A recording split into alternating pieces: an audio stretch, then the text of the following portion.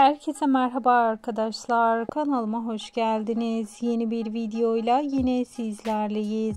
Sizler için sevilen dizi Uzak Şehir'in yeni bölümünden yepyeni fotoğraflar getirdim. 31. bölüm özel fotoğrafları bugün paylaşıldı. Bizleri yine çok güzel bir bölüm bekliyor. Öyle kareler geldi ki heyecan dorukta. Herkes heyecanla bekliyor. Bakalım yeni bölümde neler olacak? İşte sizler için merak edilen 31. bölümün özel kareleri videomuzda.